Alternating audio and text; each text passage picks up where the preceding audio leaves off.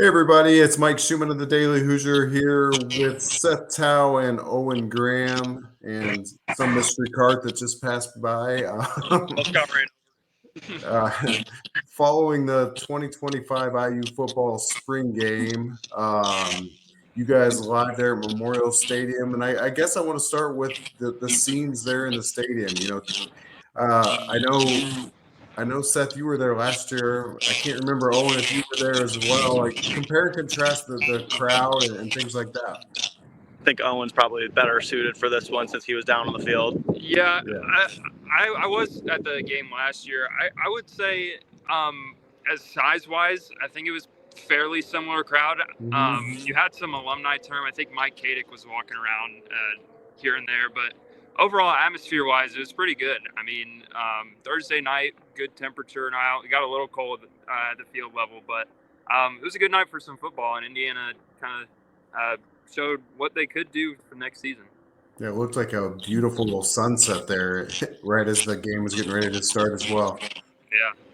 Yeah, for sure. But it temperature dropped down on the field. Yeah. I'll keep that in mind. Good football weather. So I think the question on everybody's mind is going to be, how did Fernando look? So Seth, what is your kind of first blush reaction to that question?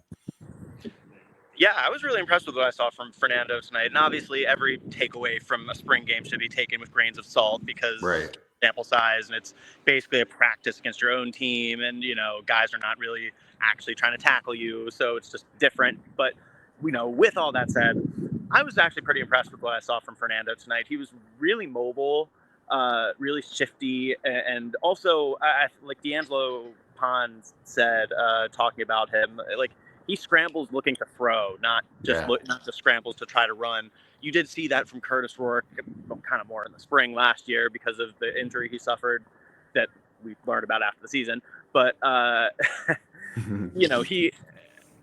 Fernando looked really mobile and shifty. I mean, he was able to use his legs. Very, very early in the game, he had a really nice throw, running to his left, which is always tough for quarterbacks, a right-handed quarterback. Running to his left and threw on the run and made a nice throw there. But he also was very comfortable in the pocket, just standing in. Being willing to. I mean, he wasn't really getting hit tonight, but in theory, standing in there, being willing to take a hit and deliver the ball. I also thought you didn't see, obviously they kept things rather vanilla, play-wise. It's not like they're rolling out the full bag of tricks and everything for the spring game. But I do think on several occasions I saw him make what looked like good decision-making within the RPO, and that's got to be encouraging for Indiana if he's getting a good grasp on the RPO game. Yeah, for people listening, Signetti said after this that Fernando's last week of the spring was really good. He was really impressed by that, and he said something similar about Rourke last year. So I thought that was an encouraging sign going forward here. What were they doing with the rotation on the quarterbacks? Because it looked like they went to Alberto, then they went to Grant Wilson, and then Fernando seemed like he came back in the end and kind of saved things for the offense. Is that really what happened there? Well, here's the thing. I probably got my own wires crossed a little bit because Fernando wears 15 and Alberto wears 16. And from the press box, it's really hard to tell 16 and 15 apart, especially on those black jerseys. It's really hard to see that from the press box. So I think I got my own wires crossed a few times with that. I can second that because sometimes coaches on the sideline will be like, "Nice throw, Mendoza," and you have no idea which one it is because it's hard to see which number it is. So, yeah, I agree with Seth on that. I was going to say you have no excuse, Owen, since you were so close on the field. But if they're just calling him Mendoza and you're not sure, it's tough. Okay, all right. This may not even be a fair question based on what we just talked about, but does the gap seem wide between Fernando and the other two? Yeah, definitely. And I mean, last year, it was never really a true question. I think Curt Cignetti was kind of doing a bit almost where, like, he's not going to say outright that Rourke was the starter. And, between that and, if you recall last year, Taven Jackson came in and played pretty well during the spring game. And not that there was real controversy sparked by any means, but, there was no real way to tell, I guess, because of the spring game performances by any means. Again, several grains of salt with all that. But, to me, there's no question at all. Like there's a wide gap between Fernando and everybody, all the other quarterbacks on the roster. Yeah, and I do remember last year, we all kind of thought Taven might have outplayed Rourke a little bit. So there's your example of grains of salt for the spring game, because obviously that wasn't an indicator of anything really. Wanted to ask about Elijah Hardy. Seems like he's clearly kind of stepped his way into that Jalen Walker spot from last year and had a pick six in the game. Is that right? What is your impressions of him? Yeah. The pick six was, it was a tip ball. So, obviously, not taking anything away because it was, good play, jumped in. It doesn't take away anything from what he did, but obviously, a tip ball is, he did. The tip ball kind of changes the calculus on that. But kind of like Aiden Fisher said, Aiden Fisher was talking about him in the press conference. Like, the ball just seems to find Elijah Hardy. If you recall last year, I think he had 1 or 2 defensive touchdowns last year as well. And, those were typically, in mop-up mode at the end of games, some of the more lopsided wins the team had. So, at that point, it is what it is, especially if you're playing against twos or against really weak competition at that point. But, this guy does seem to be a bit of a ball hawk at linebacker. And, there's no real way to replace the rapport. Walker's well, but Elijah Hardy looks like a real solid and alongside Aiden Fisher, just in the way that he's able to find the ball really consistently. And there's sometimes that doesn't really show up in the stats. That's not going to earn you TFLs, and the turnovers can be pretty luck based. Like, for as much as being a ball hawk and having a good nose for the ball, as much as that kind of make plays happen, sometimes that doesn't show up in the stat page, but that's a really important piece to have in the defense.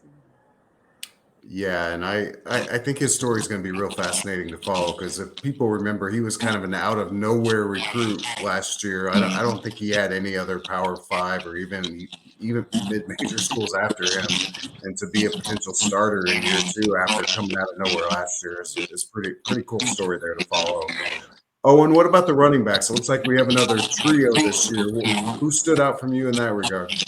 Yeah, we kind of saw the similar things from last spring. It was kind of like rotation based. You didn't really know who was going to be that number one guy when it comes to like the start of the season.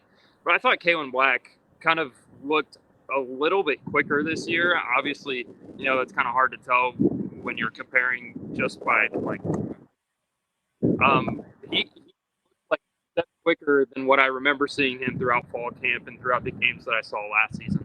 And I'll add on to that, and I think Roman Hemby could be a great 1-2 punch in that sense, because Roman Hemby looks, almost even quicker. So if you get those guys in space and they can make plays on their own feet, that's a really good 1-2 punch. And then Lee Beebe Jr. also made some nice plays when he had open space throughout, rotating within both Fernando and Alberto with the 1s and 2s. So overall, I think you could see a little bit more rotation, bringing in that maybe a 3-back rotation more, because last season it was more of only Ellison and Lawton and Kalen Black here and there. I think you could see maybe a little bit of more evened out rotation next season. I would add on, I think Owen may have undersold BB a little bit. I was pretty impressed with Lee Beebe tonight. I think he had multiple really big plays that he broke off, showed a lot of quickness, a lot of toughness, pass catching ability out of the backfield. I think he's going to be a useful piece in the running back room. There's no real way to know at this point, what the rotation in the backfield is going to look like. Because certainly going into last season, we kind of thought it was going to end up being a trio, and then it kind of got to more of a duo in the backfield. So, things will happen, or, somebody could separate from the pack or fall behind the pack or whatever it is. But certainly as of now, it looks like it could be a trio. And the other thing fans always want to know in these type of scenarios is, did the team come out of tonight healthy? By all accounts, yes. there weren't any injuries during the spring game. Now there were several guys that didn't play, notable players who didn't play in the spring game for whatever reasons. I mean, Aiden Fisher and Mikhail Kamara didn't actually get on the field tonight. Both of them were in uniform. Certainly didn't sound like it was anything serious or major going on there. Just kind of maybe nicks and tweaks, and maybe wanting to get the young guys a few more reps or something like that. Elijah Surratt didn't play either on the offensive side. Who's it? Knighton was on crutches. Mekhi Jackson didn't play. There were probably a few. I think Khalil Benson also didn't play. I mean, but none of these were injuries that happened during the spring game, and certainly none of these sounded serious enough to the point that you should be concerned about their availability going into the summer or going into the fall. So as far as we know, Tyler Morris is the only kind of season-ending injury that came out of this spring. Yes. Yeah, and then I'll add on to that. Drew Evans, his Achilles is probably, it's going to be a tough time to figure out for him, but he was also a no-go tonight. Yeah, I think obviously, yeah. Yeah, I think Evans and Benson might have set out the whole spring, as I understood it. Yeah. Anything else from Cignetti, his post-game press conference, that stood out to either one of you guys? I mean, obviously, I think the big question coming up now post-spring game is going to be the transfer portal, because that's already opened, and it's kind of where they go. And Sig kind of, led from the beginning, mentioned, I know you all are probably going to ask me where we might have some deficiencies or needs or whatever, and I'm not going to really address that. But I mean, there may have been a few different places you could maybe kind of read between the lines, and obviously you could look around the roster and make some of those takeaways yourself. I did think it was notable, particularly I'd say linebacker. He made some comments about linebackers that, I think if you read between the lines a little bit, he basically said, we obviously have Fisher and Isaiah Jones and Elijah Hardy, but he said something like, but behind them, like, we need to develop some depth. And that to me was kind of like, I wonder if that is kind of code word for we might be looking at some linebacker depth in the transfer portal. And I mean, that was I think the main one that struck me, as far as, maybe, if he's given a hint about what they might look for in the transfer portal. But that to me was at least a little interesting. And, maybe that's something you could have projected, if you were looking through the roster and saying, okay, where do they need to go in the portal? Maybe you would have landed on linebacker depth anyway. But that to me was interesting. Yeah. And I'll kind of go off of that, just like he spoke a little bit about receivers as well. Not that much, but he was kind of leading on from a freshman question, kind of looking at that room as well. And they have Davion Chandler coming in as a freshman. And then he spoke pretty highly of LeBron Bond, who also had a few nice plays through the slot. But that's also an area where you kind of look at the roster and, like, some question marks go into your head, especially with the Tyler Morris injury that hurt their room in the spring. I think that's another area where you could kind of, like Seth said, read between the lines and say, maybe there's some room for improvement. Although it is worthy of noting, Mekhi Jackson, of course, did not play tonight. So, maybe he's kind of in that spot where he could have a really big role heading into the season.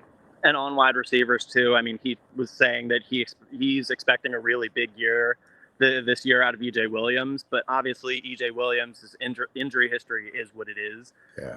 And you kind of got to wonder, I mean, they may already need to be addressing receiver depth in the portal, but you kind of got to wonder if that might be lingering on Cignetti's mind a little bit too. There's nothing he said that would indicate it is, as far as transfer portal, but in going through and filling out your roster in the portal with this spring window, you kind of got to wonder if maybe he wants to get a little insurance in case something does happen again with EJ.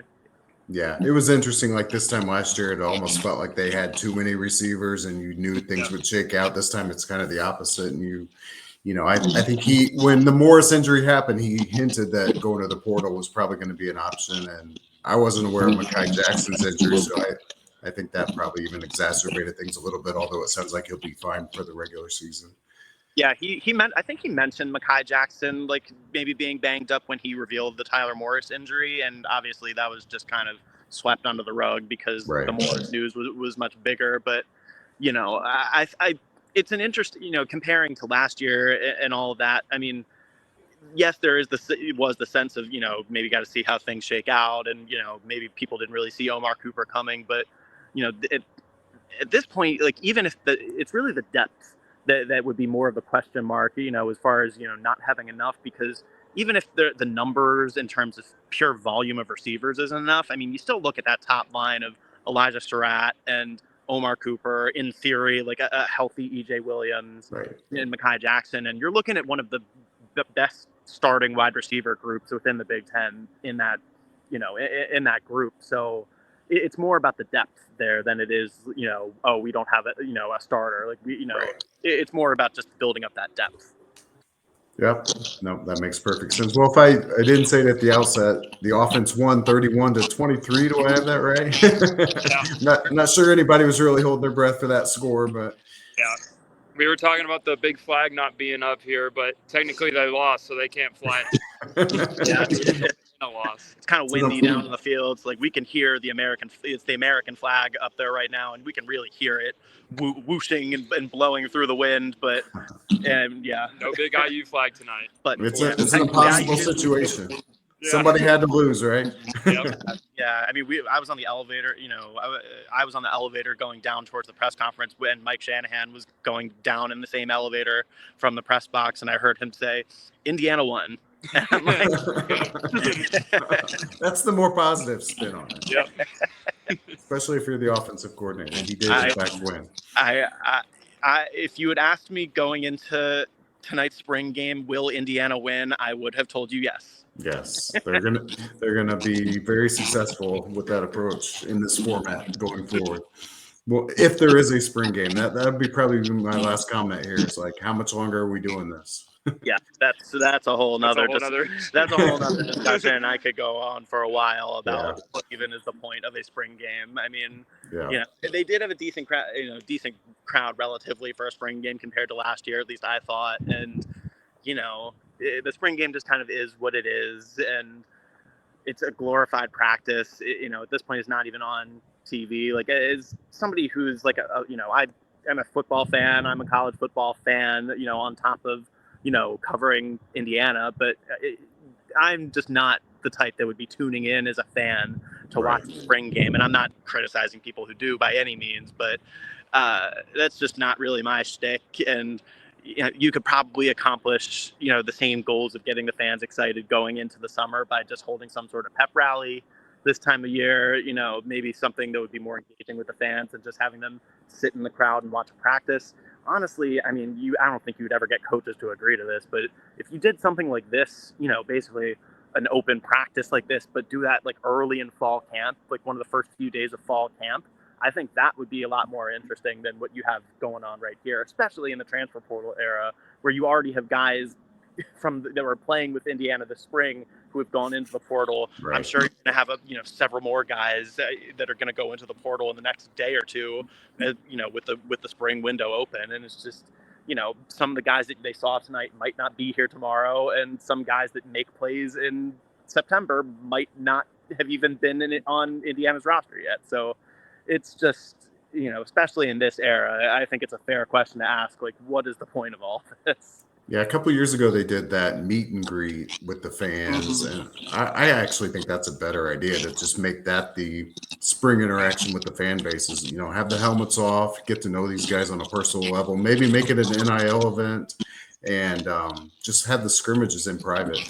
But honestly, like, what they really should do is, I mean, basically just recreate Hoosier Hysteria, but on the football field. Just something like that. Like, and obviously competitions and you're not going to have time to introduce every single player on the roster, but like, you can put on a whole dog and pony show for the stars of the team, and really do some on-field interviews during the same thing. Like, that to me is kind of where they should go with this. Like, make it more of an event in that sense, a pep rally with football instead of just football. Yeah, no, it's a great thought. I mean, I think there's a bunch of different ways you could do it, but I think the clear trend is to get away from showing actual football to fans, to television audiences, to other teams. So I think we'll probably trend that direction. But I think we'll wrap it up there for tonight. I appreciate you guys' live coverage of the spring game. Could be the last. We'll see. Whatever it is. He is Seth Tao and Owen Graham live at Memorial Stadium. I'm Mike Schumann for the Daily Hoosier. We'll catch you guys all later.